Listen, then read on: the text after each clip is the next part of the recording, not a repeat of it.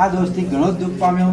એક દિવસથી રાજા હરણનો શિકાર કરવા માટે વનમાં જઈ ઘણા પશુને મારી એક વડના ઝાડ નજીક આવ્યો અને શ્રી સતીદેવનું પૂજન થતું વખતે ત્યાં જોયું.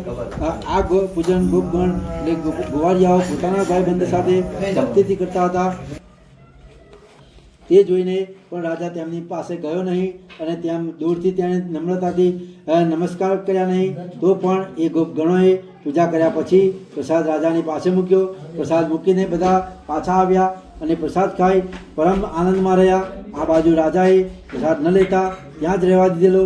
એ કારણથી તે ઘણું દુઃખ પામ્યો અને તેના 100 પુત્રો મરી ગયા. ધન ધાન્ય આદિ જે કાંઈ હતું તે બધું જતું રહ્યું. ત્યારે તે રાજાને મનમાં વિચાર ઉત્પન્ન થયો કે મારું આ શ્રી સત્યદેવે જ નિશ્ચય હરણ કર્યું છે. તે માટે હવે જ્યાં શ્રી સત્યદેવનું પૂજન થતું હોય છે ત્યાં હું જઈશ એવું મનમાં લાવીને રાજા ગોપગણ પાસે આવ્યો અને ભક્તિ અને શ્રદ્ધાથી એ ગોપગણ સાથે સત્યદેવનું પૂજન કરવા લાગ્યો. તે પછી શ્રી સત્યદેવના પ્રસાદથી એ રાજા ધનવાન તથા પુત્રવાન થયો અને તે રાજા મનુષ્યલોકમાં સર્વ સુખ ભોગવીને અંતે સત્યલોકમાં ગયો. આવું ઘણું દુર્લભ શ્રી સત્યનારાયણનું વ્રત જે કોઈ ભક્તિપૂર્વક સાંભળે છે અથવા જે કોઈ અંગીકાર કરે છે તેને ફળ આપનાર શ્રી સત્યનારાયણ દેવ સમર્થ છે. શ્રી સત્યનારાયણ ભગવાનના પ્રસાદથી ધન સંપત્તિ પ્રાપ્ત થાય છે. દરિદ્ર હોય તેને ધન મળે છે. બંદીખાને પડ્યો હોય તેને બંધનમાંથી મુક્તિ મળે છે. જેને ભય પ્રાપ્ત થયો હોય તે ભયમાંથી મુક્ત થાય છે. એમાં કાંઈ પણ સંદેહ નથી.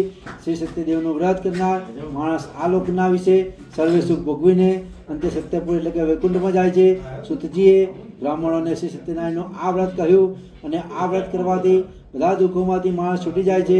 ખાસ કરીને આ ઘોર કળિયુગમાં સત્યનારાયણની પૂજા ફળ આપનારી છે. કેટલાક તેમને કાળ કહે છે અને કેટલાક સત્ય ઈશ્વર કહે છે, કોઈ સત્યનારાયણ કહે છે, કોઈ સત્યદેવ કહે છે. એ જ પ્રભુ અનેક જાતના રૂપો ધરીને બધાને મન વાંછિત ફળ આપે છે. ઘોર કળિયુગમાં તો એ સત્યનારાયણ વ્રત સ્વરૂપે જ સદા રહે છે. ભગવાન વિષ્ણુએ બધાના મનોરથ પૂરા કરવા માટે આ રૂપ ધારણ કર્યું છે. હે મુનીશ્વરો, જે આ કથાનો નિત્ય પાઠ શ્રવણ કરે છે તેના સત્યદેવની કૃપાથી બધા પાપો નાશ પામે છે. હે મુનીશ્વરો, હવે હું જેમણે પૂર્વે સત્યનારાયણનું વ્રત કર્યું તેમના પુનર્જન્મ ક્યાં ક્યાં થયા તે તમને કહું છું.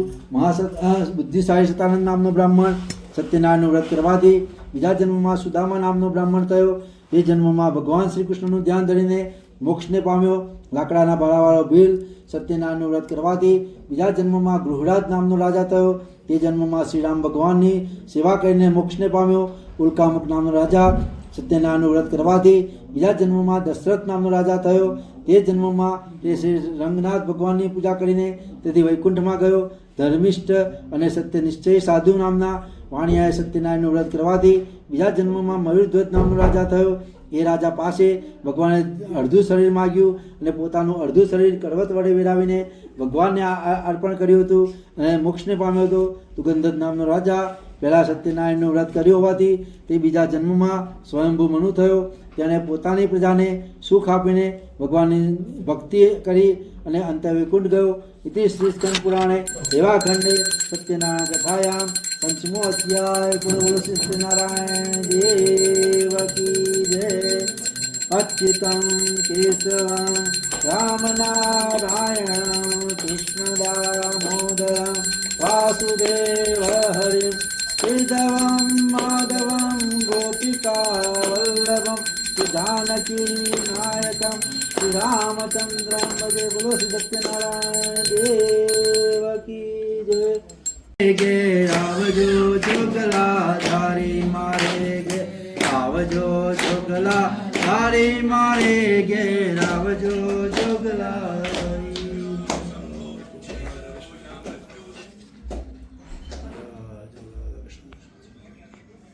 આપણે જલ હાથમાં જલ લો.